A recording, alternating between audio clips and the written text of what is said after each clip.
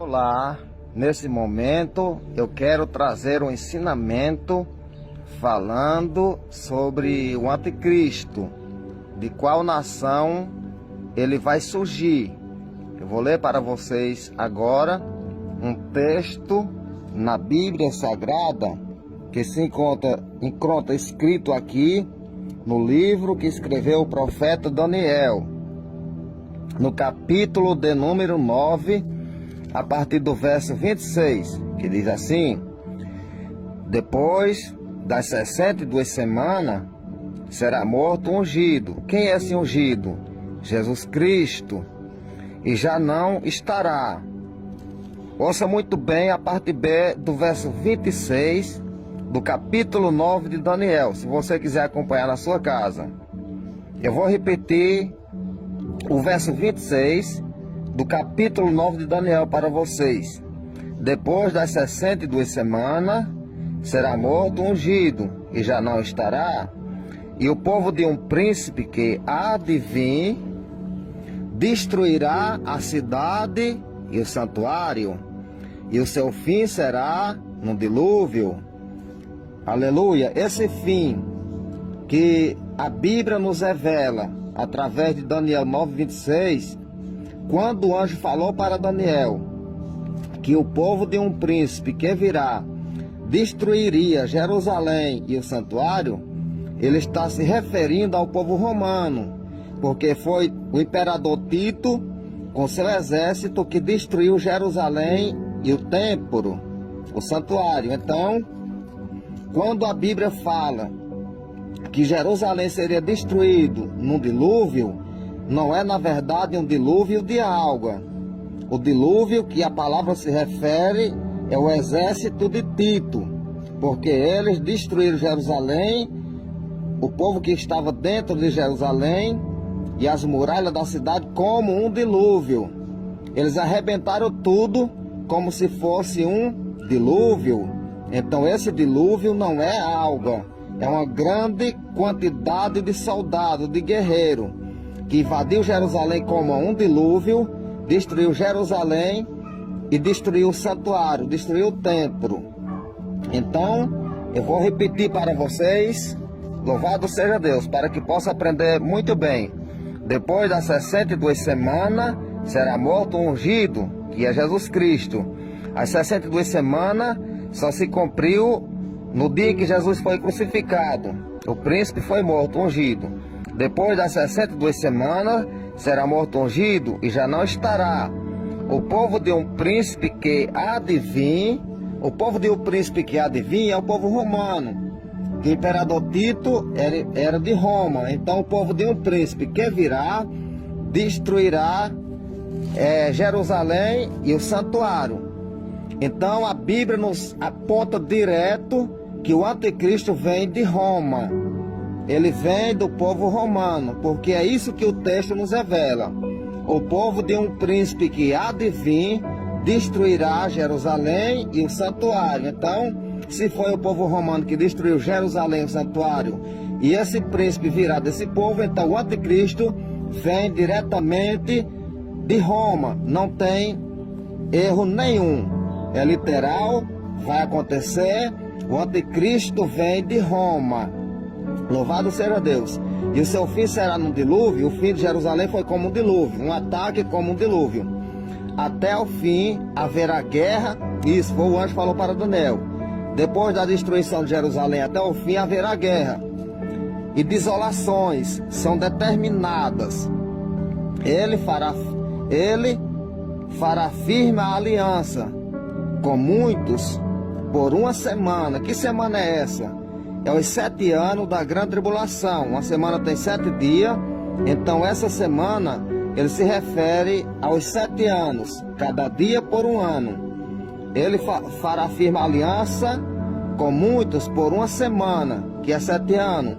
Na metade da semana fará cessar o sacrifício e a oferta de manjares. Então na metade da semana ele faz com que cesse o sacrifício diário e os manjares que são apresentados no templo em Jerusalém.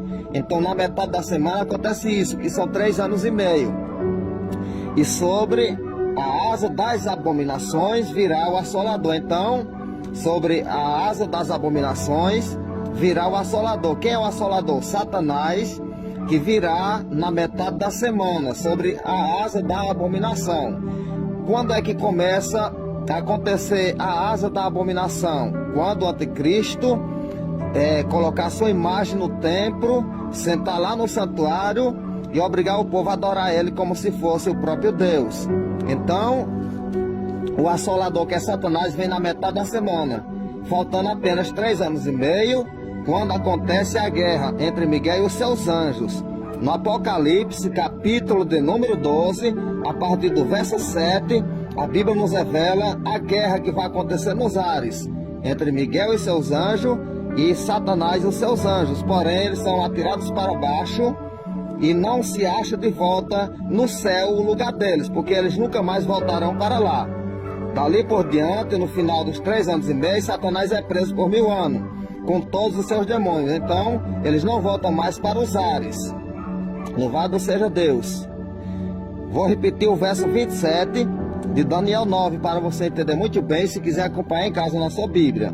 Ele fará firme a aliança com muitos por 1 semana, e na metade da semana fará cessar o sacrifício e a oferta de manjares. Sobre a asa das abominações virá o assolador, até que a destruição que está determinada se derrame sobre ele. Então o assolador vem, faltando 3 anos e meio, até que o tempo da destruição que está determinado sobre ele se derrame. Então, louvado seja o nome de Jesus Cristo. O anticristo vem diretamente de Roma, é romano. Para você entender, louvado seja Deus. Eu quero deixar mais um texto da Bíblia Sagrada, que se encontra aqui escrito em 2 Tessalonicenses, aos Tessalonicenses, no capítulo de número 2, a partir do verso 3, que diz assim: ninguém de nenhum modo vos engane, porque isto não acontecerá sem que primeiro venha a apostasia e seja revelado o homem da iniquidade, o filho da perdição. Então, o filho da perdição, o homem da iniquidade, é o anticristo. Verso 4 do capítulo 2 de 2 aos Tessalonicenses, que diz assim: o qual se opõe e se levanta contra tudo que se chama Deus, ou é objeto de culto. Então, ele vai se levantar contra tudo que se chama Deus, ou é objeto de culto. Ele não aceitará nenhuma religião deste mundo. Por que ele não vai aceitar nenhuma religião? Porque ele vai sentar no santuário e vai ostentar como se fosse o próprio Deus, a ponto de assentar-se no santuário de Deus, ostentando-se como se fosse o próprio Deus. Então está escrito aqui nas cartas que Paulo escreveu aos Tessalonicenses, 2 aos Tessalonicenses, capítulo de número 2, verso 4. Vou repetir o verso 4. O qual se opõe e se levanta contra tudo que se chama Deus, ou é objeto de culto, a ponto de assentar-se no santuário de Deus, ostentando-se como se fosse o próprio Deus.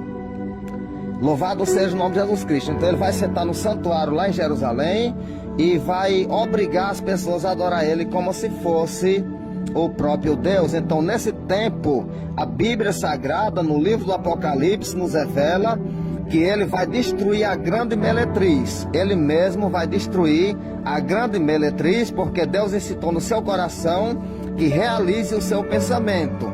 Então, quando o anticristo sentar no santuário, ele não vai aceitar nenhuma adoração a outros deuses, nem objeto de culto algum. Ele não vai querer aceitar adoração a outros deuses e que não haja objeto de culto algum, porque ele vai sentar no santuário e ostentar como se fosse o próprio Deus. Então, ele vai se levantar contra a grande meretriz. A grande meretriz é as falsas religiões. As falsas religiões, essa é a grande meretriz. E ele se levantará contra a grande meretriz, que são as falsas religiões, porque ele vai querer ser Deus e não vai querer que ninguém adore outros deuses. Louvado seja o nome de Jesus. Que você possa entender bem a interpretação da palavra de Deus, porque